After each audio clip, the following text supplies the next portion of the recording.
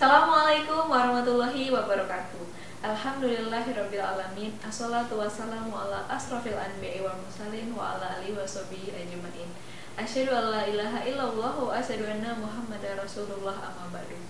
Sahabat intai, bulan puasa apalagi kita tinggal di Taiwan yang musim panasnya lebih panas daripada di Indonesia dan puasa kita juga lebih panjang. Biasanya kita cenderung untuk bermalas-malasan ya ketika puasa. Lebih suka untuk tidur dan ya bermalas-malasan seperti itu. Namun bagaimanakah cara kita agar kita tetap produktif di bulan Ramadan? Nah, pada kesempatan kali ini kita akan membahasnya lebih lanjut bersama Bapak Iwan Kustiawan. Beliau merupakan dosen teknik elektro di Universitas Pendidikan Indonesia Bandung. Selain itu, beliau sekarang juga sedang menempuh pendidikan S3 di National Yunlin University of Science and Technology Taiwan. Tentunya masih dalam acara Ceramah Ramadan bersama Kartu As 2-in-1.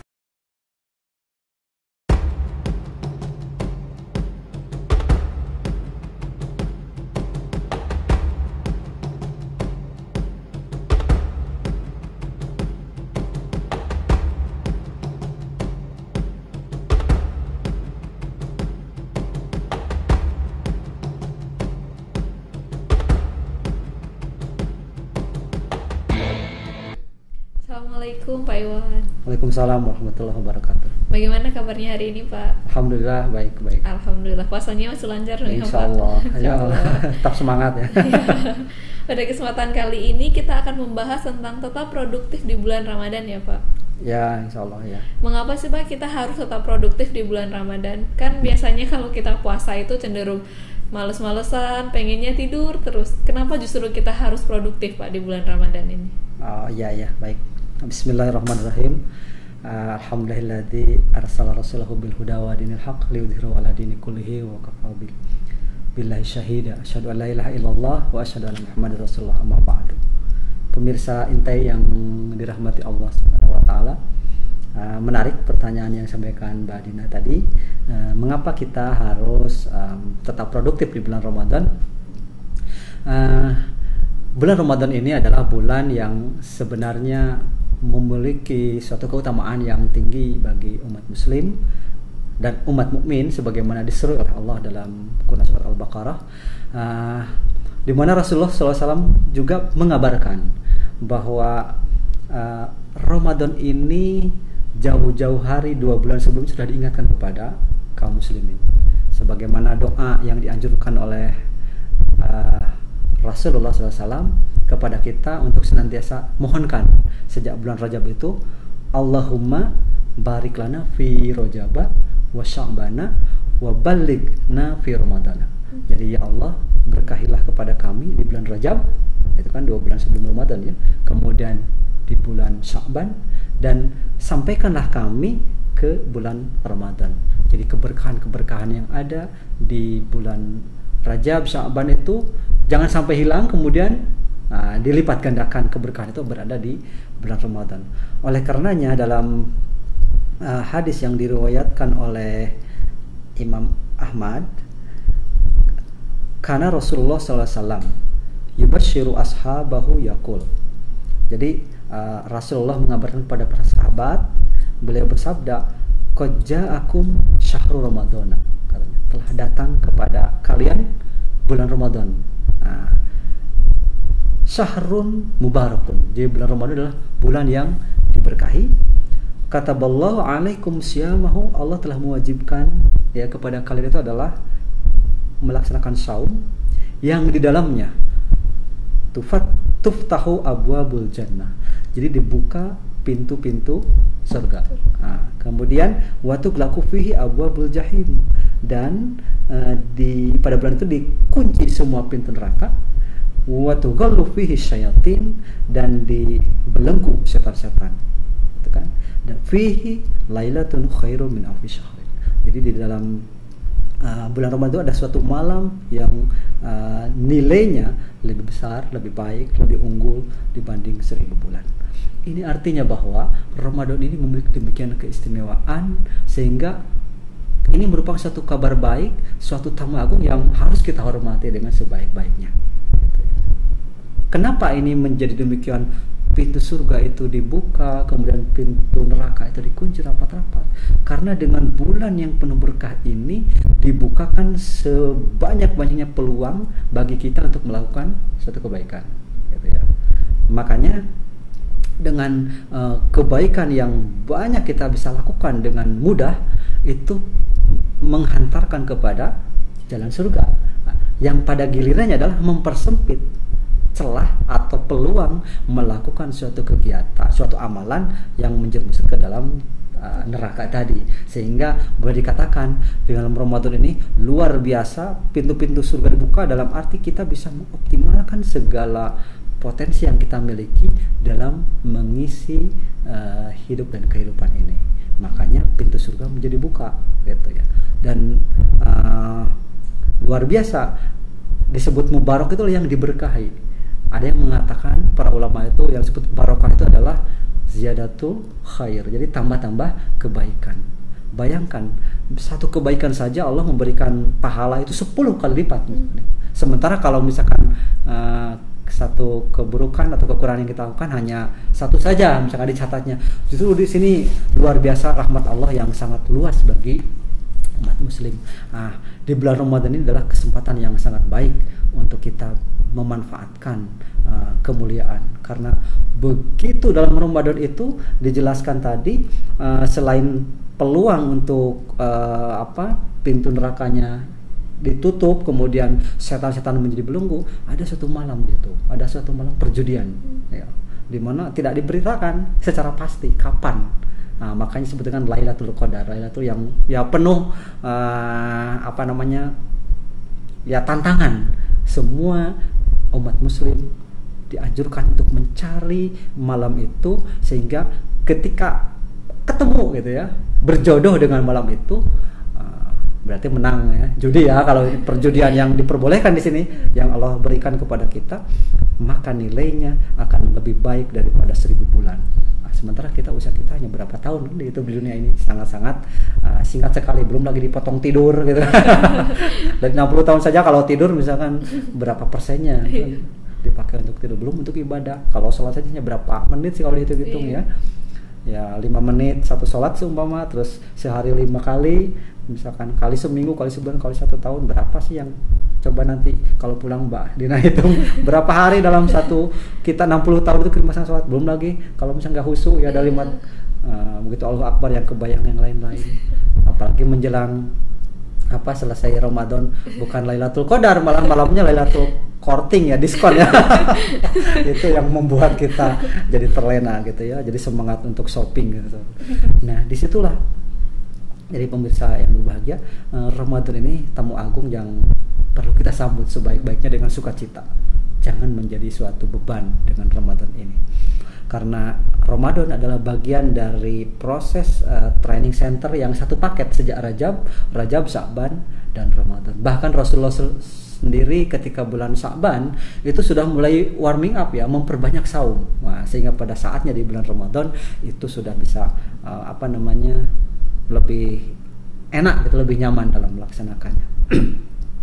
Kita bisa baca dalam sejarah kemenangan, kemudian kesuksesan kaum muslimin di bulan Ramadan, kita banyak tahu. Misalkan waktu perang Badar.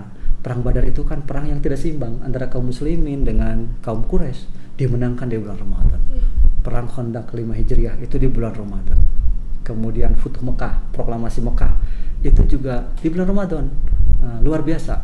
Kemudian kita tahu juga seperti hal Tariq bin Ziyad nyebrang dari Afrika Utara sampai ke Spanyol membawa misi rahmatan lil alamin, itu di bulan Ramadan.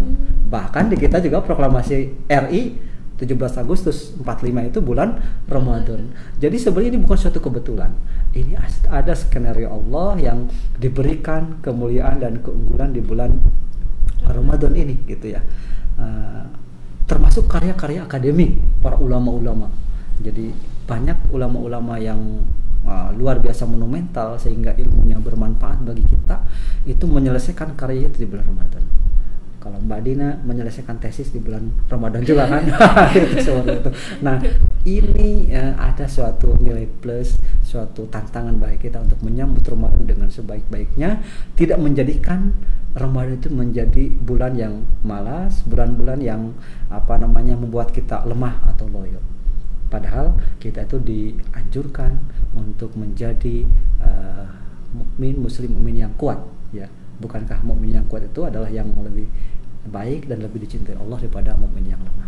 Dengan demikian, maka sudah selayaknya kita memposisikan Ramadan itu sebagai tamu yang istimewa, menjadi ladang kita untuk produktif, memberikan suatu karya yang nyata. Tidak berarti kita harus menyendiri, mengurung di dalam kamar, menghindarkan diri dari kemaksiatan, betul. Tetapi ada yang lebih baik lagi, yaitu kita bisa memberikan banyak manfaat, berinteraksi, bergaul dengan saudara-saudara kita. Kemudian ada kegiatan nanti menyantuni yatim piatu, berzakat dan seterusnya. Itu semua akan menjadikan Ramadan menjadi indah, menjadi produktif. Tidak ada alasan kita Ramadan menjadi bulan yang membelenggu kita, menekan kita, menjadi bulan yang lemah gitu, sehingga ketika beres Ramadan itu merasa yes, bebas gitu. Tidak, tetapi justru setelah Ramadan itu memberikan inspirasi, semangat yang tinggi, baik bagi kita misalkan yang Dina atau misalkan para saudara-saudara kita yang bekerja di Taiwan ini, bisa menjadi Ramadan dengan, ya sebenarnya tidak ada yang beda dengan bulan yang lain, hanya semangatnya dilipat gandakan, ya. Kemudian orientasinya lebih diarahkan untuk tetap lebih produktif seperti itu. Saya kira itu gambaran mengapa kita harus menjadi demikian produktif di bulan Ramadan, ya, terutama dibanding bulan-bulan yang lain. Tidak ada alasan kita untuk lemah, untuk loyo gitu di bulan Ramadan. Tetap semangat, tunjukkan bahwa Ramadan bukan hambatan bagi kita, apalagi kita di sini khususnya berada di negara yang kita didorong untuk bisa mencerminkan wajah Islam kita yang baik, yang ramah, yang produktif, yang memberikan rahmatan lil alamin. Jangan sampai misalkan lagi saya malas kuliah nih, alasannya sedang Ramadan. Jangan sampai begitu. Ini profesor ngapain itu? Atau yang kerja juga sedemikian. Telkomsel merupakan operator telekomunikasi terbaik di Indonesia. 55% masyarakat di Indonesia adalah pelanggan Telkomsel. 80% diantaranya merupakan pelanggan Kartu As. Kartu As kini telah hadir di beberapa negara Asia. Dan kini, Kartu As 2-in-1 juga siap melayani kamu di seluruh penjuru Taiwan. Nelpon putus-putus, basi deh. Dengan Kartu As 2-in-1, panggilan kamu akan terhubung dengan jaringan terkuat di Indonesia. Hanya Kartu As 2-in-1 yang bisa melakukan panggilan dari Taiwan dengan nomor tetap. Membuat kita selalu terhubung dengan orang-orang terdekat kita.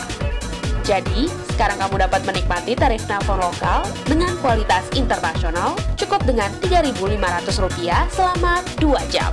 Kartu As 2-in-1 melepas kangen, mendekatkan jarak. Kartu As 2-in-1 lebih dekat, lebih baik. Dunia dalam genggamanmu.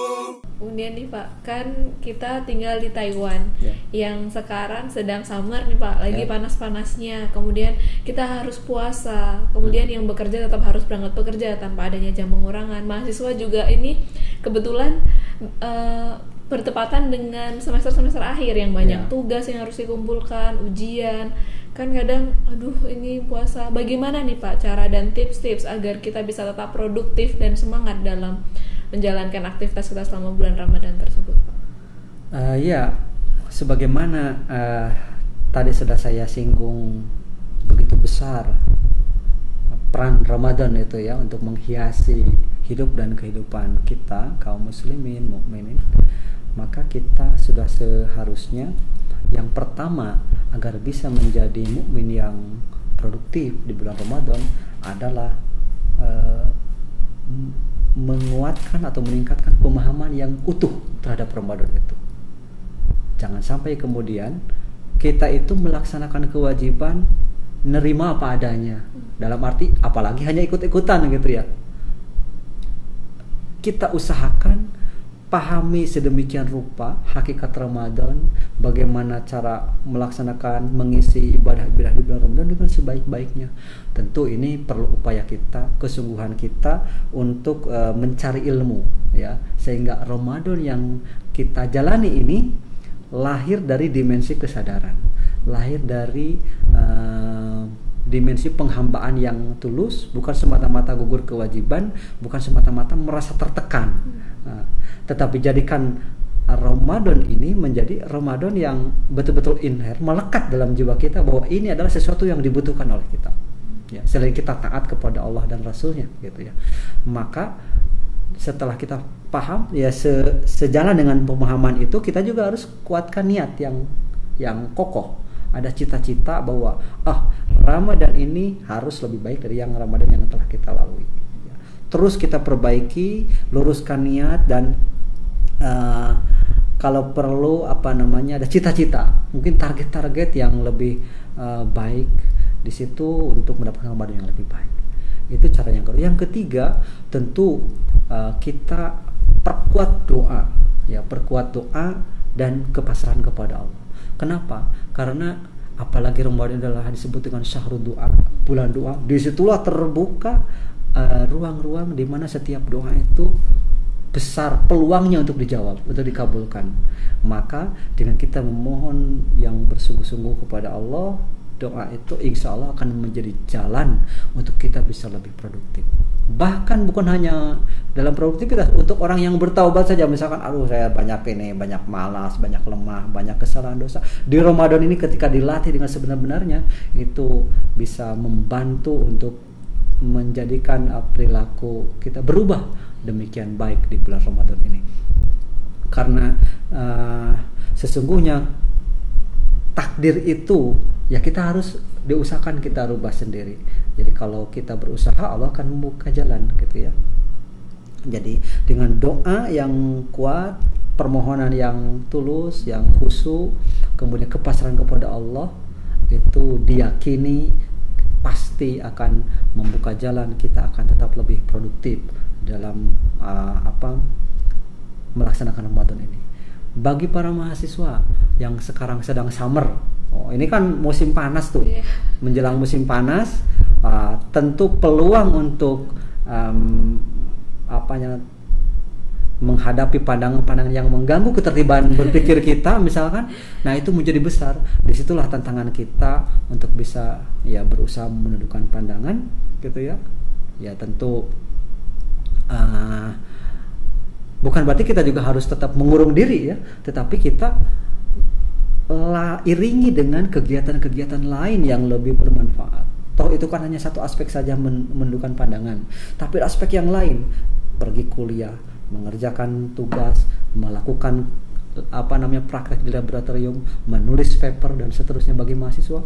Pergi ke kampus itu kita datang dengan niat ibadah di bulan Ramadan, yakin itu pahalanya akan lebih produktif.